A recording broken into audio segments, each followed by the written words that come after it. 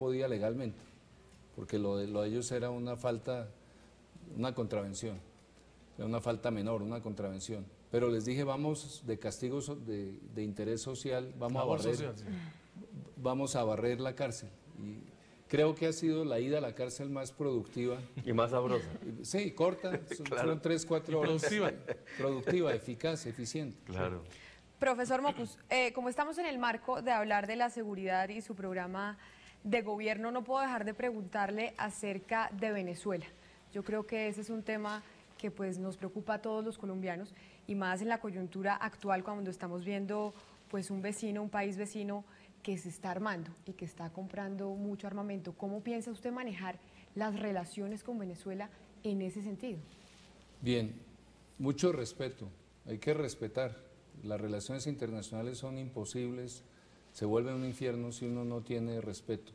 Y eso significa, y el presidente Uribe lo ha hecho un poco en este último periodo, eso significa, en expresión de Enrique Peñalosa, tragarse sapos. Sí. Tener el aguante de no dejarse provocar, de no caer en la tentación de lo que se llama la diplomacia del micrófono. Claro, pero ahí quisiera preguntarle, profesor Mockus, en un caso específico, y hagamos un hipotético. Si usted es presidente de Colombia y un día en un programa de Aló Presidente, como es recurrente en el presidente Hugo Chávez, empiezan una cantidad de improperios en contra suya, como ha pasado en contra del presidente Álvaro Uribe, ¿cuál sería su respuesta específica? ¿O cuál sería su accionar? Pues yo me remitiría a la comunicación vía Ministerios de Relaciones Exteriores, no caeré en la tentación. Y yo tuve un gerente de la empresa de energía Bogotá que cuando lo agredía a alguien injustamente se sonreía con una sonrisa tan inocente, tan tranquila, que era la mejor respuesta a la ofensa.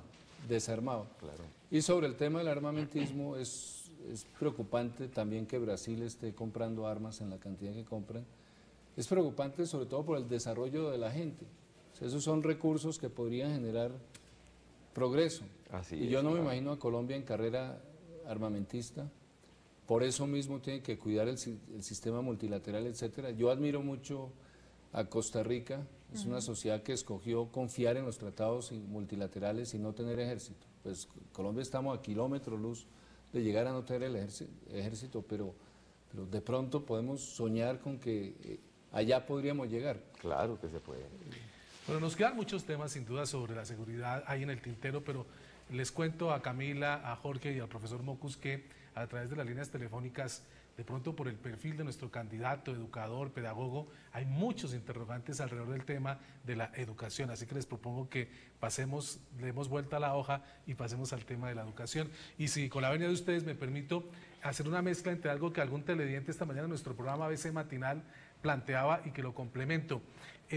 ¿Cuál es su posición y qué hará usted como eventual presidente de Colombia, profesor Mockus, frente al tema de las universidades públicas? ¿Habrá un fortalecimiento de presupuesto o se priorizará o se mirará con ojos distintos la función que cumplen las universidades privadas? Pues hay que fortalecer el sistema universitario. Solo 27% de la gente que podría estar en la universidad está llegando a educación superior, universidad o técnico o tecnológico. Entonces, cuando nos comparamos con los países vecinos, hay que abrirle más espacio en las universidades a los jóvenes. En las públicas se puede seguir el camino de Correa, del presidente Correa en Ecuador, que es muy interesante. Amor a las universidades públicas, etcétera, un primer año de mejor presupuesto y después rendición de cuentas, maestros, qué hicieron, cómo van a hacer. Sí, entonces me parece una manera bonita. Ahora, como estudié filosofía, yo creo en el crédito educativo y entiendo que es mucho más fácil usar crédito educativo cuando la profesión es rentable. Pero cuando alguien va a ser físico, filólogo clásico o matemático, puede tener cierto sentimiento de inseguridad frente al endeudamiento. Entonces, para esas personas hay que ofrecerles una ruta tributaria distinta. O sea, si no consigues trabajo, hagamos de cuenta que no me debes nada. Estudiaste de gorra, pero el estudio no te mejoró los ingresos. Ahora, si por maravillas de la vida te va bien económicamente, tributas más que los demás, porque estás sacando provecho a un esfuerzo grande social. Y necesitamos algo que se ha hecho en México es que las universidades reciban un apoyo por ser fuertes en investigación.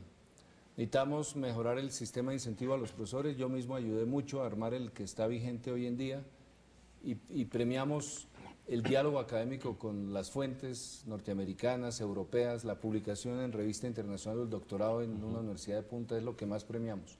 Necesitamos premiar al educador colombiano, al profesor universitario colombiano que hace funcionar ese conocimiento en Colombia, al que se alía con una industria y saca un desarrollo tecnológico. Esa parte nos quedó un poco débil en el sistema de estímulos a profesores universitarios. Así es. Oiga, profesor Antanas, yo me compré un día un libro, usted lo debe haber leído, El derecho a la ternura, pero después de un poco de tiempo fui a la librería para que me devolvieran la plata. El alto comisionado para la paz, usted había ya, cuando usted habló de él, me lo imaginé. Yo le aprendí unas cosas sobre adicciones importantes. Alguna vez en la universidad tuvimos una discusión sobre libros de sexualidad. Entonces, un poco la conclusión sobre los libros fue, si tu sexualidad funciona bien, no necesitas libros. Pero si no funciona bien, el libro puede ser supremamente útil.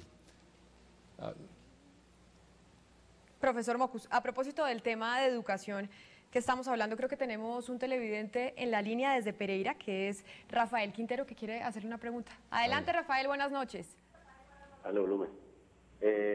Doctor Mocus, buenas noches, felicitaciones por su intervención. Quiero hacerle una pregunta. Hay zonas muy deprimidas, especialmente zonas rurales, donde un profesor de escuela le toca multiplicarse y le toca orientar, dirigir toda la población estudiantil, pero para poderlo hacer, escasamente hay niños que pueden ir una vez a la semana o 2 veces a la semana para poder asistir a las clases de ella. Es decir, tiene que multiplicarse y tiene que dividir el personal. Ante esa situación tan deprimente, tan delicada y lógicamente que conlleva a una mala educación y muy mala formación, ¿qué plantea, qué solución le puede dar usted, doctor Mocus, a esa situación tan particular? Bien, hay una metodología que es inventada en Colombia, ensayada primero en Santander y luego divulgada a lo ancho y largo del país, que es Escuela Nueva. Vicky Colbert de Arboleda es la experta que ha creado ese sistema pedagógico y ahí los niños trabajan bastante bien, acompañados por material educativo, donde el profesor no explica mucho, no dicta mucho, no obliga a memorizar mucho, sino orienta el trabajo con los materiales. Entonces, muchas de las escuelas congestionadas se pueden atender con ese tipo de programa. Según lo que plantea el oyente, parecería haber casos extremos donde la cosa se agrava porque el niño asiste 1 día o 2 días a la semana. Y ahí sí no hay sistema escuela nueva que funcione. Hay que lograr asistencia permanente. Ahora, en general la calidad de la educación colombiana tiene mucho que desear. Las comparaciones internacionales no nos dejan bien librados, salimos regañados. Y curiosamente las encuestas de satisfacción en cambio muestran que la gente está bastante contenta con lo que tiene. Entonces hay que alterar un poquito, comparar internacionalmente y pues mi experiencia en la nacional eran los primíparos frenando al profesor, tratando de que uno no avanzara, no pusiera tareas, no viera el programa completo. Y ya en los últimos años viendo el grado encima, ahí sí, absolutamente exigiendo, bueno, profesor, enseñe, que aquí venimos fue a aprender. Necesitamos generalizar esa actitud, aquí vinimos a aprender. Usted tiene una máxima, profesor, y es, la educación es el mecanismo que permite reducir la brecha social y alcanzar una mayor productividad. Eso suena muy bien.